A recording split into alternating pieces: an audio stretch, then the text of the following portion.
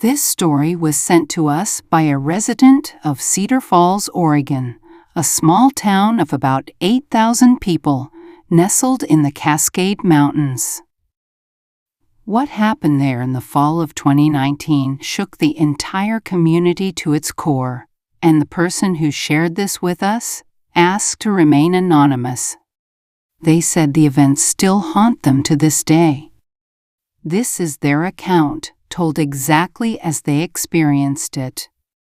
Cedar Falls is the kind of place where everyone knows everyone.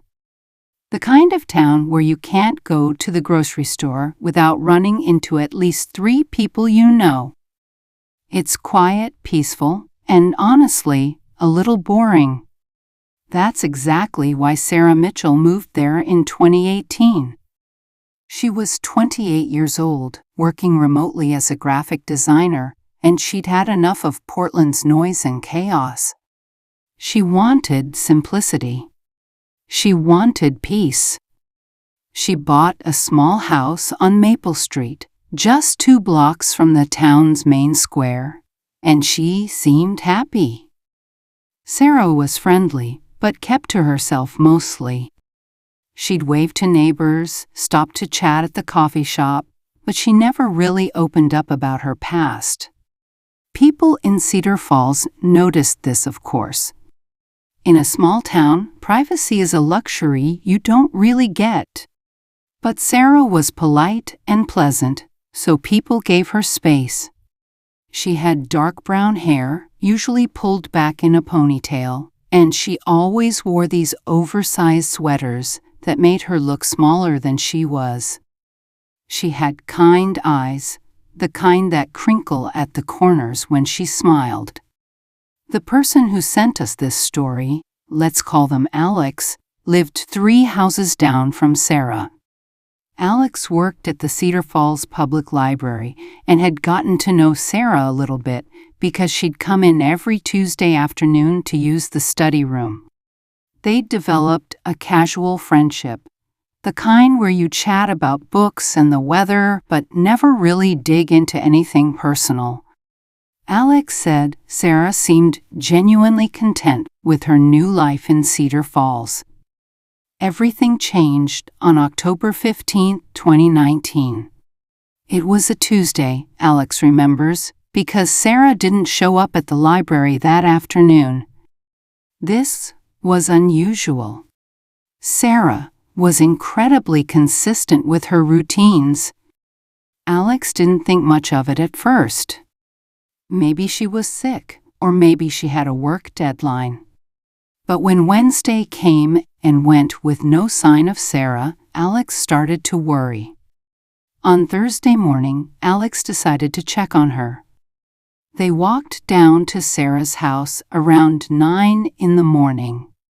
The curtains were drawn, which wasn't unusual, but Sarah's car was in the driveway, and there were newspapers piling up on the porch. Alex knocked on the door. No answer. They knocked again, louder this time. Still nothing. Alex tried calling Sarah's cell phone, but it went straight to voicemail. Something felt wrong. Alex walked around to the back of the house and peered through the kitchen window. Everything looked normal inside. No signs of a struggle, nothing out of place.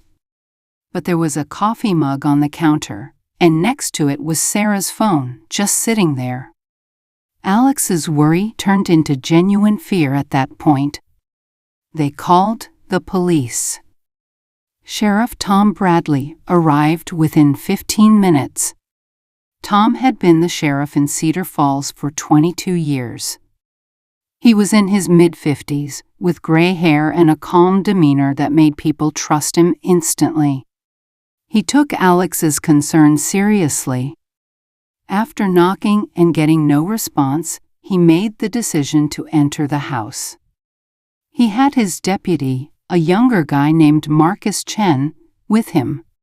They went in through the back door, which was unlocked. That detail bothered Tom immediately. Sarah was careful about locking her doors. Everyone in town knew that. She'd mentioned it once at a town meeting about neighborhood watch. She said she'd lived in the city and had developed the habit of always double-checking her locks. The house was quiet. Too quiet. Tom called out Sarah's name as they walked through the kitchen. No response. They moved into the living room. Everything was neat and tidy. There was a book on the coffee table, bookmarked about halfway through. A glass of water sat on the side table, still half full. In the hallway, they found Sarah's purse hanging on a coat hook, her wallet still inside. Her keys were there too. They checked the bathroom. Empty. They checked the spare bedroom she used as an office. Empty. That left only one room. The master bedroom. Tom approached the door slowly. It was closed. He knocked. Nothing. He turned the handle and pushed the door open. The room was empty. The bed was made. The closet door was open, and clothes hung neatly on hangers. But something was off. Tom noticed it immediately. There was a suitcase on the floor, partially packed. Some clothes were folded inside, but it looked like someone had stopped mid-packing. On the dresser, there was a framed photograph of Sarah with an older couple, probably her parents. Next to it was a small jewelry box, open with a few pieces of jewelry scattered around it, as if someone had been going through them quickly. Marcus checked under the bed and in the closet. Nothing. Sarah Mitchell had vanished. Tom stood in the middle of the bedroom, trying to make sense of it. Her phone was in the kitchen. Her purse, wallet, keys, and car were all at the house. But Sarah herself was gone. It was as if she'd simply evaporated into thin air. They searched the entire house more thoroughly. No signs of forced entry. No signs of a struggle. No blood, no broken furniture, nothing that suggested violence. The back door being unlocked was the only thing that seemed unusual. Tom made the decision to treat this as a missing person case immediately. They started knocking on doors, asking neighbors if they'd seen or heard anything. Alex told them about Sarah's routines, about how she was always so consistent. The neighbor on the other side, an elderly woman named Mrs. Patterson, said she'd seen Sarah on Monday evening, around 6 o'clock, bringing in her mail. That was the last confirmed sighting. Another neighbor, a retired teacher named Harold Simmons, mentioned that he'd heard a car engine late Monday night, around 11:30, but he hadn't looked out the window. He said it wasn't unusual for people to come and go at that hour, so he'd just rolled over and gone back to sleep. Tom organized a search party. By Thursday afternoon, half the town was out looking for Sarah. They searched the woods around Cedar Falls, the parks, the trails along the river. Nothing. By Friday, the story had spread beyond Cedar Falls. Local news stations picked it up. Sarah Mitchell's photo was on television. Young woman vanishes from small Oregon town. Friends and family baffled. That's when things started to get strange. On Friday evening, Tom got a call from a detective in Seattle. His name was Robert Hayes, and he said he'd seen the news coverage about Sarah Mitchell. He needed to talk to Tom immediately, in person. Tom was confused, but Detective Hayes said it was urgent and that he'd drive down to Cedar Falls first thing Saturday morning. Detective Hayes arrived at 8 in the morning on Saturday. He was in his early 40s, tall and thin, with sharp features and an intensity in his eyes that made Tom uncomfortable. Hayes didn't waste time with pleasantries. He asked Tom if they could speak privately. They went into Tom's office at the sheriff's station and closed the door. Hayes pulled out a folder and laid several photographs on Tom's desk. They were surveillance photos, the kind taken from a distance with a telephoto lens. And they were all of Sarah Mitchell. Except in these photos, she didn't look like the Sarah that Cedar Falls knew. Her hair was different, shorter and lighter. She was wearing business suits.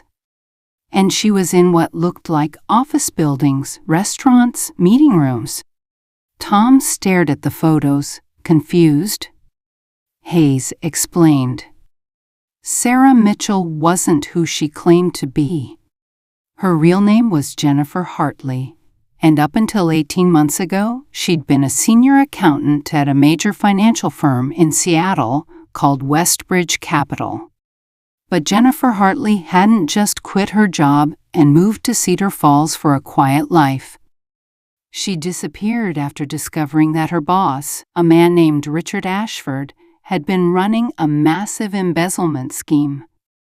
Hayes said that Jennifer had found evidence that Ashford had been siphoning millions of dollars from client accounts over the course of 5 years. She'd compiled detailed records, transaction histories, everything needed to prove the fraud. She planned to go to the authorities. But before she could, she started receiving threats. Anonymous emails, phone calls from untraceable numbers, warning her to keep quiet. Someone even broke into her apartment in Seattle, though nothing was stolen. It was a message. Jennifer had panicked. She'd contacted Hayes, who was investigating another case involving Westbridge Capital at the time. Hayes had advised her to come forward with the evidence, promised her protection. But Jennifer was terrified. She'd seen enough movies to know how these things could go wrong. So instead, she'd taken the evidence, disappeared, and reinvented herself as Sarah Mitchell in Cedar Falls, Oregon. Hayes said he'd been trying to locate Jennifer for over a year. She'd done a good job of covering her tracks. She'd used cash for everything, avoided cameras, changed her appearance. Hayes had only found her because a routine facial recognition scan had picked her up in a social media post from Cedar Falls. Someone had taken a photo at a local farmer's market, and Jennifer was in the background. The software had flagged it 3 weeks ago. Tom's head was spinning. This meant that Sarah Mitchell's disappearance wasn't random. Someone had found her. Someone connected to Richard Ashford and the embezzlement scheme. Hayes confirmed this. He said Ashford had been arrested 6 months ago, but he'd made bail. He had connections, money, and a strong motivation to make sure Jennifer never testified.